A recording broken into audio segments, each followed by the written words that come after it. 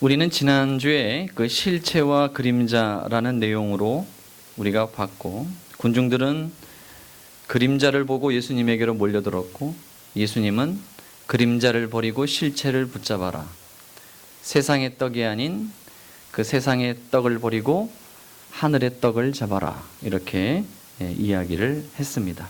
결국 우리가 가지고 있는 궁극적인 목적, 세상의 떡을 가지고 나왔으나 그러나 그것을 통하여 영원한 떡을 먹어라, 이렇게 이야기를 하는 것입니다. 하늘에서 온 떡을. 이 말씀은 59절에 있습니다만 예수님께서 가버나움 회당에서 하신 설교입니다.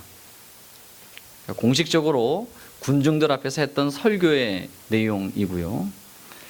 설교를 정확하게 길거리에서 이렇게 이야기한 것이 아니라 회중들을 향하여 정확하게 설교를 한 내용입니다.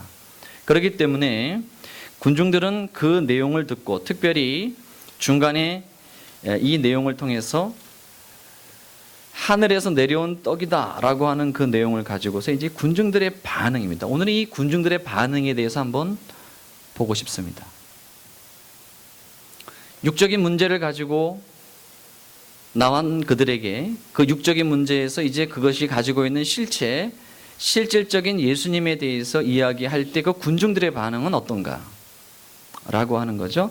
그 군중들의 반응은 41절에 있는 것처럼 수군거립니다. 42절에 있는 것처럼 저들이 부정하고요. 예수님도 그랬죠.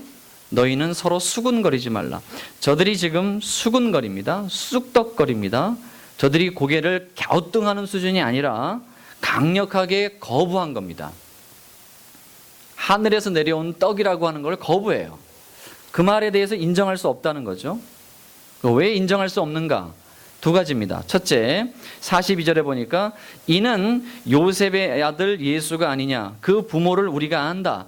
가버나움은 예수님의 고향인 갈릴리와 가깝습니다. 그렇기 때문에 저들은 어릴 적부터 요셉의 아들인 예수를 받고 그의 부모인 요셉과 마리아를 압니다. 분명히 마리아가 낳고 분명히 요셉이 그의 아버지인데 하늘에서 내려왔다라고 하니까 저들이 쑥덕거린 겁니다. 이 말도 안 되는 소리다. 너가 무슨 하늘에서부터 왔냐 라고 하는 바로 그러한 내용입니다. 그 다음에 42절, 이르되 이는 요셉의 아들 예수가 아니냐, 그 부모를 우리가 아는데 자기가 지금 어찌하여 하늘에서 내려왔다 하느냐. 부모에 대한 정보, 예수의 생애에 대한 정보를 알고 있습니다.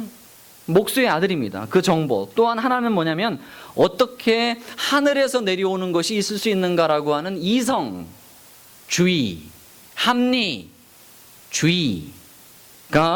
결국 이 예수님의 가르침에 대해서 거부하는 겁니다. 이 수군거리는 것은 강력하게 밀어내는 겁니다. 못 믿겠다, 못 듣겠다 라고 말이죠. 안 듣는 겁니다. 그러니까 이 군중들은 지금 예수님을 볼 때 사이비 교주구나 이렇게 보는 겁니다. 그들이 가지고 있는 이성과 합리로 봤을 때 바로 이 내용이죠.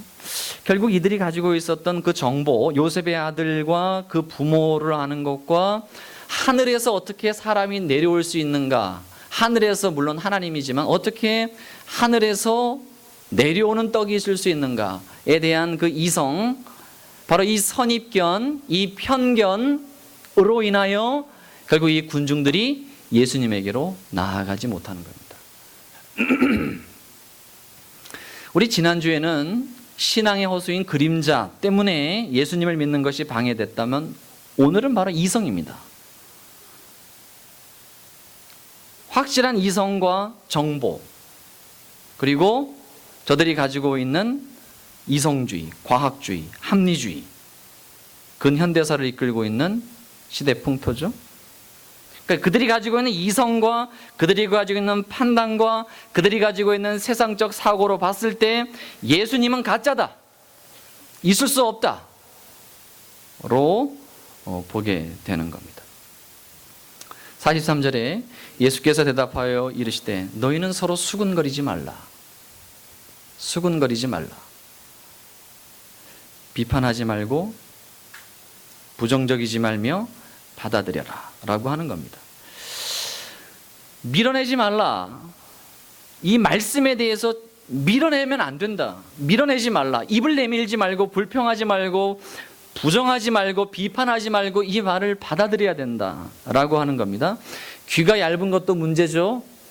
귀가 얇은 것도 참 문제인데 벽창호도 참 문제입니다. 신앙적으로 봤을 때는 이 벽창호가 참 문제입니다. 벽창호라고 하는 말은 원래 벽창우죠.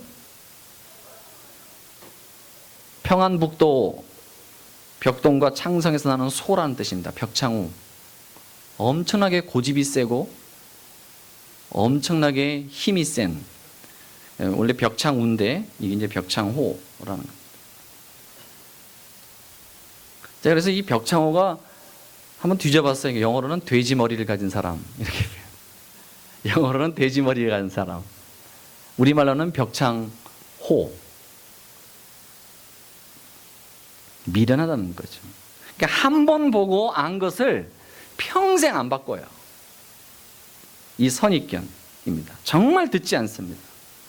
우리가 비판의식을 가지고 냉정한 분별력을 가지고 또 우리가 어떠한 우리가 교회에서도 늘 하나님 앞에 그 말씀이 하나님의 말씀이 맞는가라고 이야기를 늘 했습니다만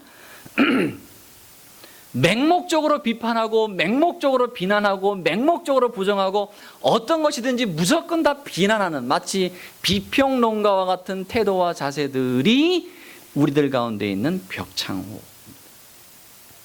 절대로 받아들이지 않습니다. 무엇을 넘는 것에 대하여?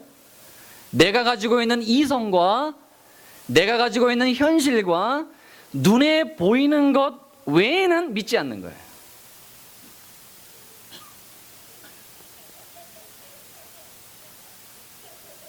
우리가 지난주에는 종교적인 선입견에 빠진 것에 대해서 문제를 봤습니다. 오늘은 이성주의예요. 눈에 보이는 것밖에 믿지 않는 것입니다. 그러니 어떻게 하늘의 것을 믿겠냐고요. 어떻게 이 설교를 이해할 수 있겠냐고요. 땅의 것밖에 모르는데. 제가 아는 어떤 집사님이 친구들과 함께 교제를 하다가 이제 믿지 않는 친구들이겠죠. 이제 교제하다가 하나님에 대해서 이야기하게 되었답니다. 그래서 그 친구들이 하나같이 그러더래요. 야, 네가 믿는 하나님 한번 증명해봐. 그러면 내가 믿을게. 그랬대요. 네가 믿는 하나님 한번 증명해봐. 그러면 내가 믿을게. 그러자 그 집사님이 아주 지혜롭게 대답했어요. 뭐라고 대답하셨냐면, 증명하고 보여줄 수 있는 하나님이라면 내가 믿겠니? 라고 말이죠. 오늘날 이 시대에는 증명하고 보여봐라 라고 하는 겁니다. 증명하고 보여봐라. 이성주의, 과학주의, 실용주의, 합리주의가 가지고 있는 겁니다. 이게 근현대 시기에서 이제 자유주의가 결국 교회 안에 들어오게 된 이유인데, 그러니까 이성주의죠. 똑똑한 척하는 이러한 교만의 형태는 그 어떤 배움과 그 어떤 가르침도 거부합니다. 10년, 20년 전에 맛보았던 그 맛을 여전히 최고라고 생각하고 더 이상 새로운 맛, 더 깊은 맛에 대하여 고민하지 않습니다. 그게 다인 줄 알아요. 고집이 세고 배움을 거부하는 사람들의 특징은요, 많이 배워보지 않아서 그래요. 공부하지 않는 학생들은요, 이렇게 얘기해요. 공부할 거 별로 없다. 그러나 공부를 많이 해보면, 와, 공부할 게 너무 많구나. 책을 많이 읽으면 내 생각이 다가 아니구나라고 하는 마음이 드는데, 대충 책을 읽으면 그래요. 내가 가지고 있는 것이 전부인 줄 알아요.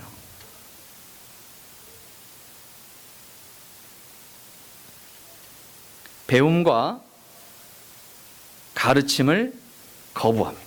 그래서 그러니까 배움과 가르침을 왜 거부하는가? 이성주의, 합리주의, 과학주의, 실용주의가 내 삶을 거부하는, 눈에 보이는 것이 전부 다예요. 오늘 우리 회중들의 상태도 역시 그런 부분들이 대부분을 차지합니다. 저도 마찬가지고. 우리가 그 매주마다 이렇게 성경을 차례차례 보잖아요. 이게 절대적으로 옳은 건 아닙니다. 그리고 뭐 이것만이 강의 설교다 이렇게 보지 않지만, 하지만 이렇게 매주마다 성경을 이렇게 차례차례 보면서 이 유익 중에 저 개인적으로 가장 큰 유익이 바로 뭐냐면, 설교하는 제가 배운다는 사실이에요. 설교하는 제가 이번 주에 이 문맥을 보고 연구하면서 뭐냐면 제가 배워요. 제가 몰랐던 것을 깨닫게 돼요. 그렇기 때문에 이렇게 되어지는 것들을 포기할 수가 없어요.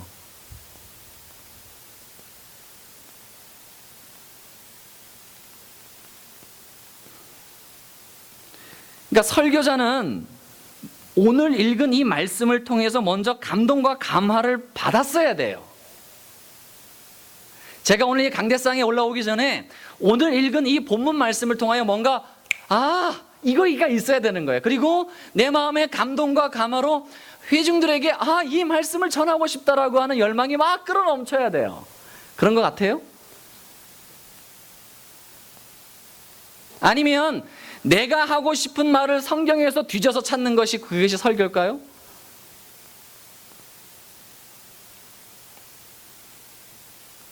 한 주 동안에 우리 성도님들은 이 설교를 잘 들으셔야 돼요. 철원평강교회에 이 시간 선포되어지는 메시지는 한 주 동안의 강형 목사의 삶과 무관하지 않습니다.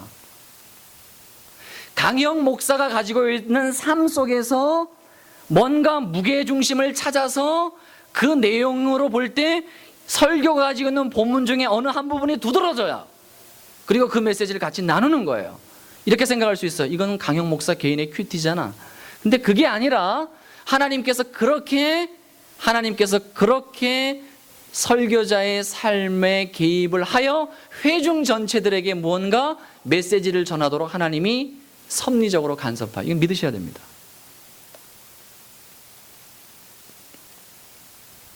지금 선포되어지는 말씀은 1년에 52번 설교되는 그저 막연한 것이 아니라 여러분에게 하시는 하나님의 말씀임을 여러분 믿으셔야 돼요.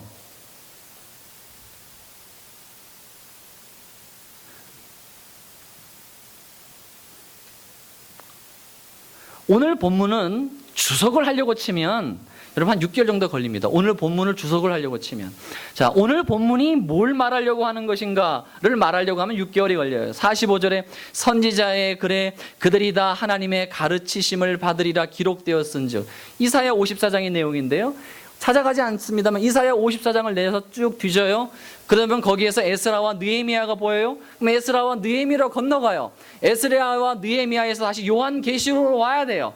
그래서 요한계시록 다시 복음서로 예수님의 복음으로 와야 돼요.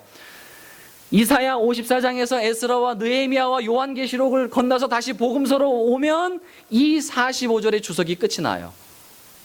한 2달 걸립니다. 근데 설교는 그게 아니에요. 설교는 주석하는 게 아니에요.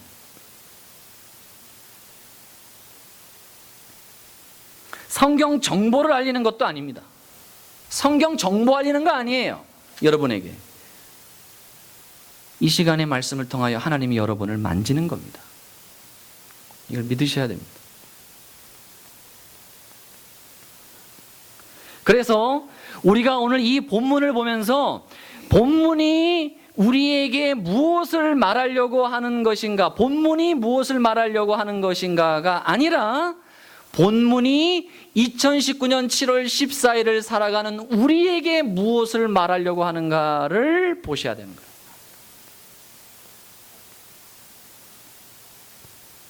그러므로 이번 주에 이 본문을 가지고 설교하고 다음 주에 이 본문을 가지고 설교하면 또 다른 모습이 또 나옵니다. 아까 말씀드렸잖아요. 일주일의 삶을 묶어서 나오는 거예요.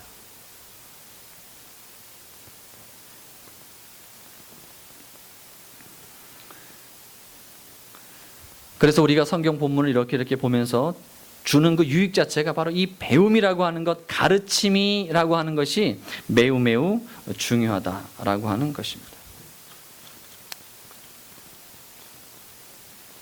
설교자도 역시 마찬가지입니다. 오늘 본문에서 예수님께서는 그래서 그러는 거예요. 배움과 가르침을 거부한 자들, 더 이상 듣는 것과 배우는 것을 거부한 자들, 그들은 왜 듣는 것과 배우는 것을 거부했는가? 42절에 보면 그들의 얄팍한 정보와 그들이 가지고 있는 이성주의를 때문에 그들은 계속해서 밀어내고 거부하고 배우지 않는 겁니다. 그래서 예수님께서 하시는 말씀이 이거예요. 좀 배워라, 좀 들어라, 내 가르침에 좀 귀를 기울여라, 하나님의 말씀을 받아들여라, 좀 귀를 열어라, 좀 이걸 얘기하는 거예요.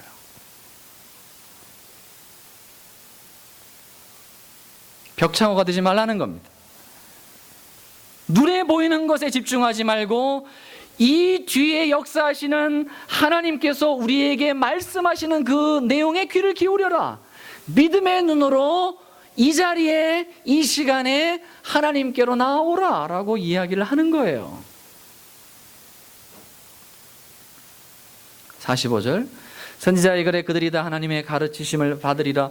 기록되었은즉 아버지께 듣고 배운 사람마다 내게 오느니라. 우리가 찾아가 보지는 않겠습니다만 이것은 마지막 때 구원의 특징인데요, 마지막 구원의 특징이 바로 뭐냐면 사람들의 귀가 열려요. 그러면서 사람들이 하나님의 교훈을 들어요. 이게 바로 구원받은 백성의 특징이란 뜻입니다. 구원받은 백성은요, 하나님의 메시지가 들려요. 하나님의 말씀이 들려요. 그리고 그 하나님의 말씀이 그의 삶에서 역사하게 되는 겁니다. 바로 그 내용을 이야기하는 겁니다. 문제는 이것을 가로막는 것입니다. 다시 한번 말씀드립니다만 이것이 바로 이성이 문제입니다. 선입견과 편견이 문제입니다. 눈에 보이는 것으로만 판단하는 죽은 분별력이 문제입니다. 이게 참 문제입니다. 이번 한 주 동안 저의 개인적인 삶에서 아까 말씀드렸죠? 저의 개인적인 삶과 연동이 있다고요? 이번 주에서 제 개인적인 삶에서 가장 큰 이슈는 평상의 지붕을 집사님들과 함께 만드는 거였습니다. 평상 지붕 만드는 거. 집을 짓는다는 것 혹은 리모델링을 한다는 것은 참 즐겁습니다. 2주 전에는 6단 제일교회 목사님 사택을 일주일 내내 리모델링하고, 지난주에는 작은 녀석 침대 하나 이렇게 한번 만들어 보고, 이번 주에는 집사님들과 함께 평상 저 지붕을 같이 한번 만들었습니다. 그러면서 제가 생각했어요. 아, 중독이다. 이런 생각도 했습니다. 그러면서 어떤 생각도 했냐면 아무래도 이쪽으로 뭔가 해야 할 일이 있는 것이 아닌가라고 하는 정말 중독의 증세가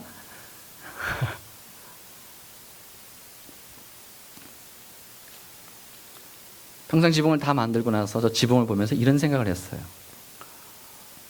다윗이 생각이 났어요. 다윗이 자신의 백향목을 궁을 짓죠. 나무로 된 아름다운 집을 짓습니다.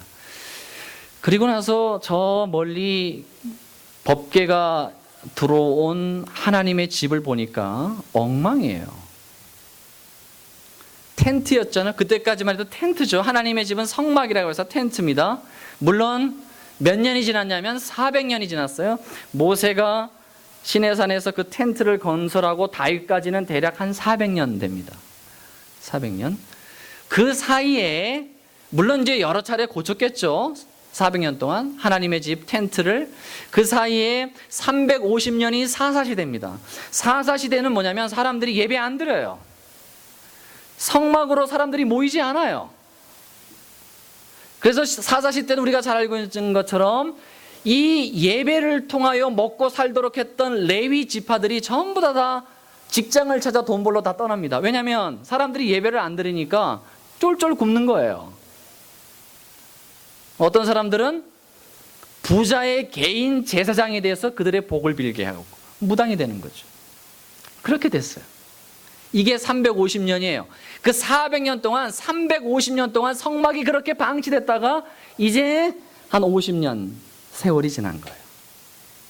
그 집이 어떻겠습니까? 물론 리모델링 했겠죠. 그러나 엉망진창이에요. 그래서 다윗이 그걸 딱 보고 나는 이 화려한 백향목 궁집에 사는 걸 보는데 하나님의 집은 저렇게 텐트 안에 있는 걸 보니까 다윗의 마음에 이런 마음이 들었어요.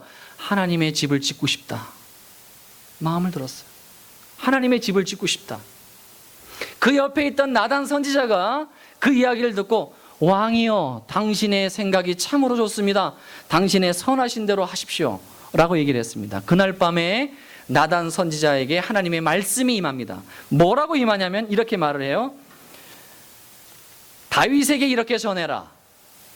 내가 언제 너희에게 내 집 지어달라고 한 적이 있었냐? 내가 왜 텐트에서 다니는 줄 아느냐? 이것이 가지고 있는 의미가 있다. 왜 이동식 주택인 텐트를 성막으로 만들었느냐? 그 이유는 이스라엘 백성이 어디를 가든지 나는 그들과 함께 있겠다는 뜻이다. 그런데 너는 왜 나를 이런 건물에 나를 가두려고 하느냐? 이런 뜻이에요. 그러면서 다윗이 그러죠. 하지만 네 마음이 이쁘다. 너는 내 집을 못 세운다. 하지만 내가 네 집을 세워주겠다. 너의 후손을 내가 지키겠다. 그리고 내 씨가 내 성전을 지을 것이다 얘기했어요. 그 씨가 누구요? 솔로몬이 아니라, 솔로몬은 육신의 성전이고 그 씨가 예수 그리스도입니다. 이 성전을 헐라 내가 다시 지으리라. 다윗의 후손 예수께서 영원한 성전을 짓는 거예요. 눈에 보이는 건물이 아니라. 선입견이에요. 무슨 선입견?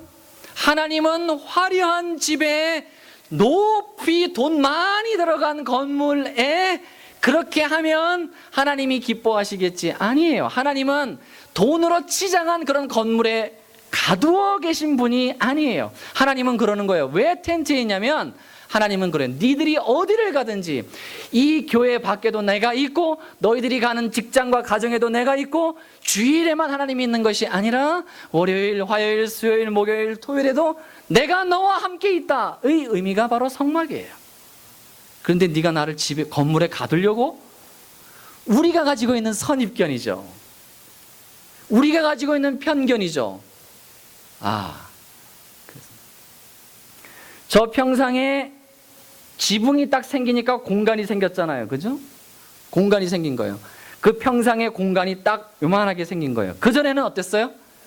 하늘이다 공간이었죠. 지금 평상 지붕을 부수란 얘기인가? 이 얘기 아닙니다. 무슨 말인지 알겠죠?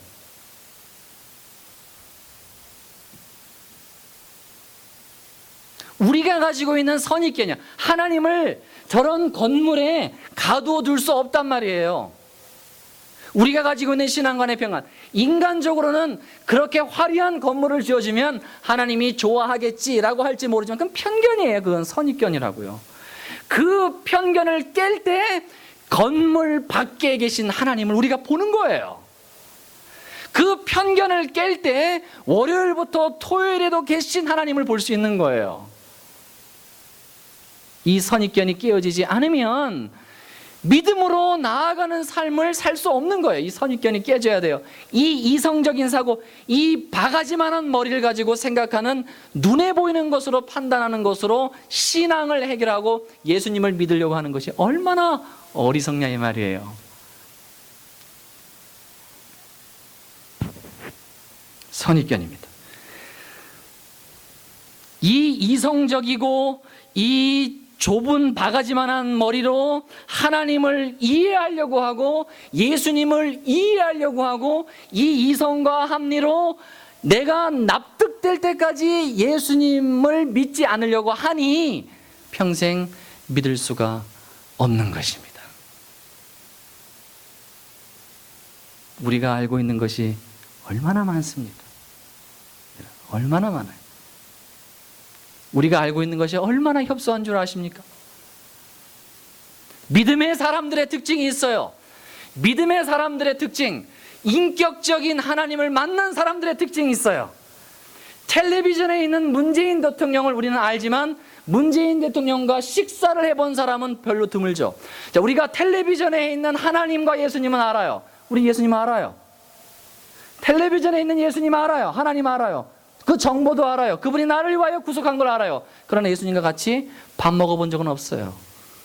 예수님을 직접 손을 만져본 사람은 없어요. 그런 사람은 없다는 것이 아니라 많지 않아요. 텔레비전에 있는 예수님이 걸어나와 나와 함께 밥을 먹고 손을 만졌을 때 이걸 뭐라고 하냐면 인격적인 예수님을 만났다고 하는 겁니다. 여러분, 인격적인 예수님, 인격적인 하나님 만났습니까? 아니면 여러분이 알고 있는 하나님은 텔레비전에 문재인 대통령을 알듯이 그렇게 아는 하나님입니까? 그럼 왜 우리는 이론적으로만 알 뿐 그 하나님을 직접 만지고 그 하나님과 직접 그 호흡의 냄새와 하나님의 그 언어의 그 데시벨을 왜 경험하지 못할까요? 믿음의 문제입니다. 선입견과 이성주의, 합리주의, 과학주의, 실용주의가 그 믿음으로 나아가지 못하게 하는 거예요.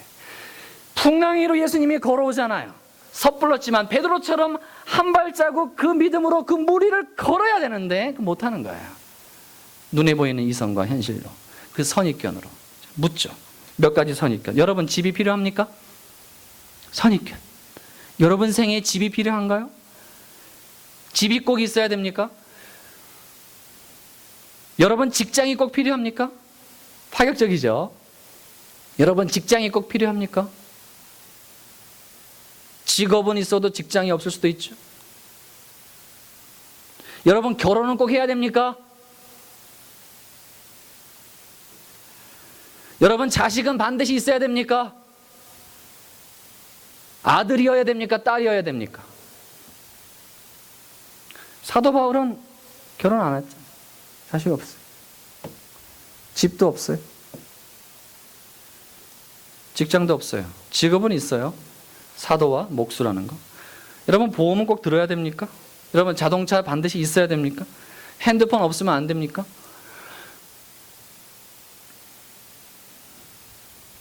기타 등등. 내려놓음이라고 하는 그 선교사님, 의사였나요?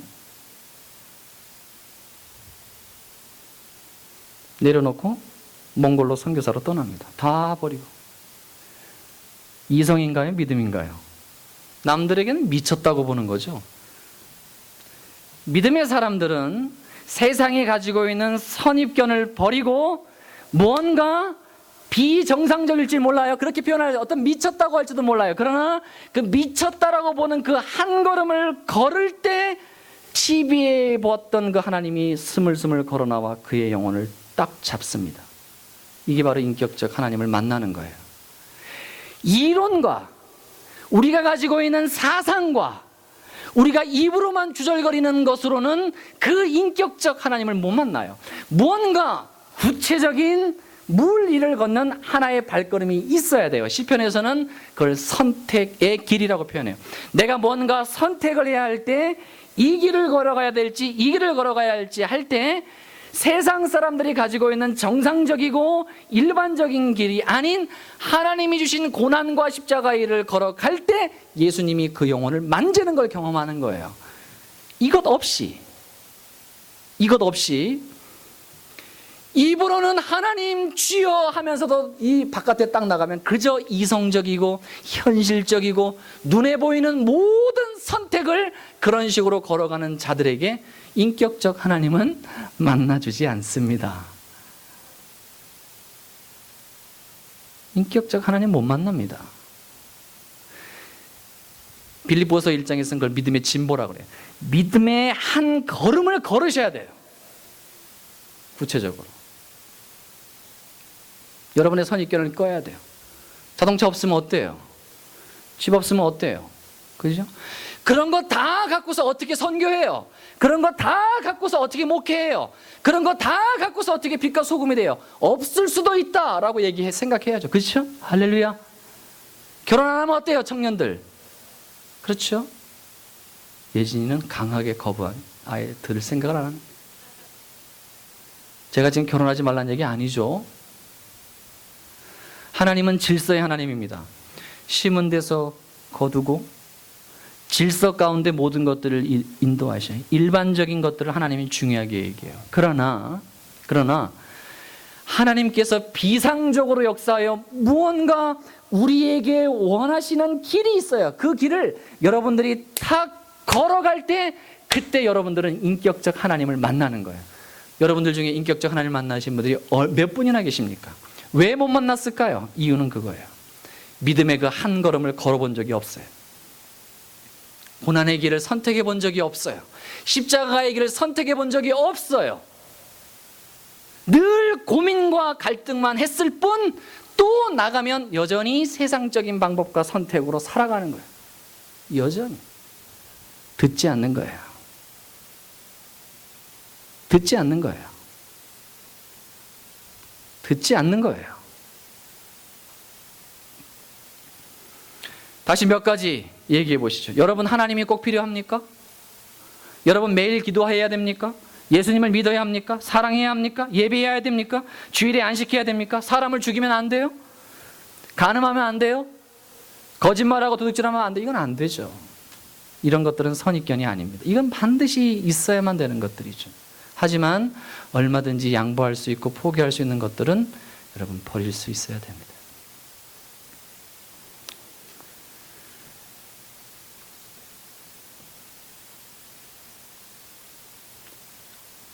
말씀을 정리하겠습니다. 1m 높이는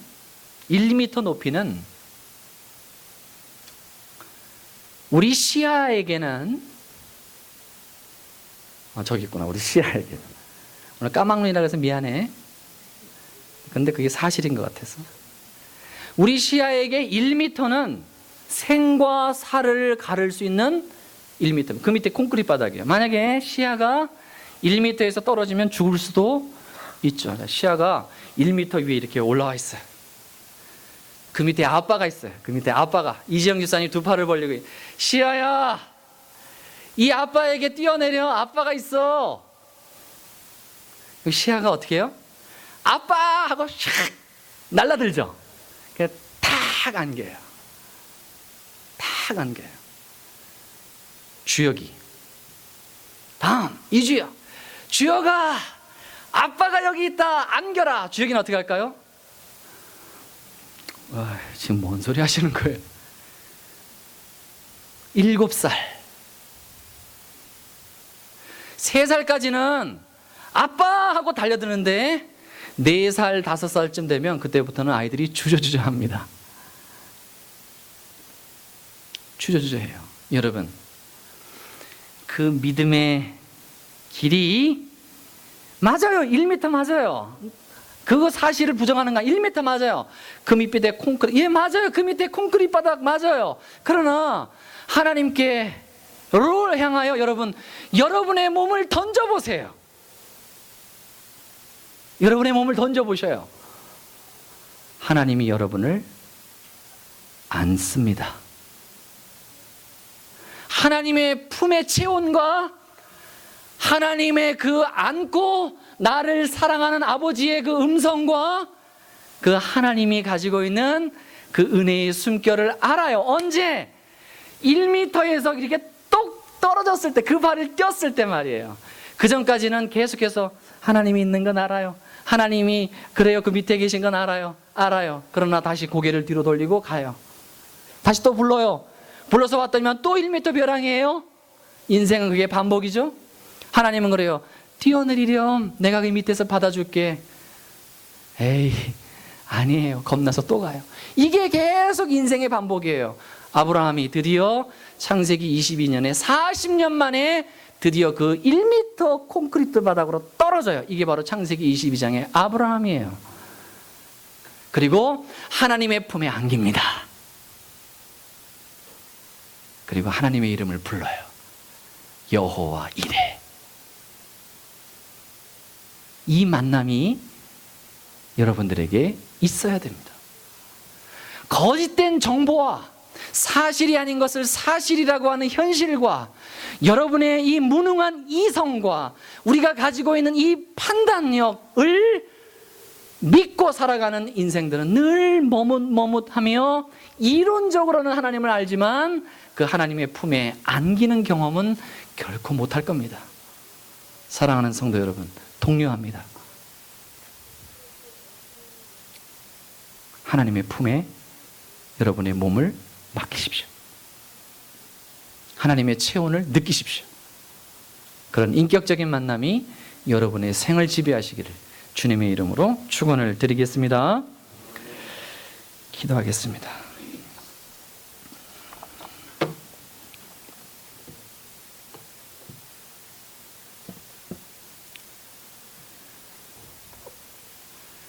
우리에게 믿음의 눈을 주시고 믿음의 언어를 사용하게 하시고 우리에게 믿음의 마음을 주시고 우리들의 인생의 목적이 하나님을 알아가며 그에게 영광을 돌리며 그의 이름을 발견하며 그를 예배하는 것이 우리의 인생의 목적이 되게 하옵소서. 그리하여 치열한 현실적인 문제 앞에서 과감하게 하나님에게로 내 몸을 던지며 믿음의 길, 십자가의 길, 고난의 길로 내 발걸음을 옮기게 하소서. 좁고 협착하지만 그 길을 걸어갈 수 있도록 힘을 주소서. 예수님 이름으로 기도합니다. 아멘.